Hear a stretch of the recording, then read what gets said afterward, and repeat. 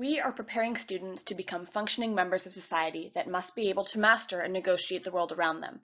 When you create a curriculum that is relevant and true to life, students better understand how to apply their education and are therefore more engaged because they see that it relates to them, whereas if they do not see their education reflected in their life, they will be disengaged from their schooling. If we are going to make a curriculum relevant and modern, we need to better educate teachers on how to incorporate the new curriculums. We completed a reading on media literacy that stated one of the problems with implementing media literacy into the classroom is that teachers do not know how to do so. It isn't as simple as just playing a Bill Nye video in science class. The curriculum cannot just be made more modern for students because teachers will not know what to do with that curriculum. Teachers and student teachers need to be continuously educated on how to incorporate the changes in the curriculum and incorporate the current world into the classroom. Otherwise, the benefits of a more true-to-life curriculum will not be experienced by the students. Educating teachers needs to be revisited and tweaked as consistently and with as much debate as the curriculum for students is. The biggest changes I experienced this year had to do with my understanding of how to incorporate DREAD into the classroom and my thoughts on integration.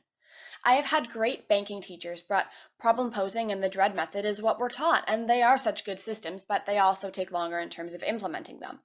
What I have learned over the course of this year is that it never has to be one way or the other. You are able to incorporate two separate philosophies in the classroom. You are able to combine two different passions and careers. Banking is a more efficient method, and sometimes that is what is needed. But problem posing reaches more students because it is student-centered and emphasizes application of knowledge instead of just memorization. Therefore, I believe that both systems should be implemented into the classroom. In terms of integration, I used to not believe in it, in terms of integrating mainstream students and special needs students into the same classroom. This is because I saw how well separation worked with my brother. However, through learning about the banking versus problem posing methods, I now actually see how integration could be successful. The reason I believe integration doesn't currently work is because we are teaching with the banking method that only fits a small minority of students.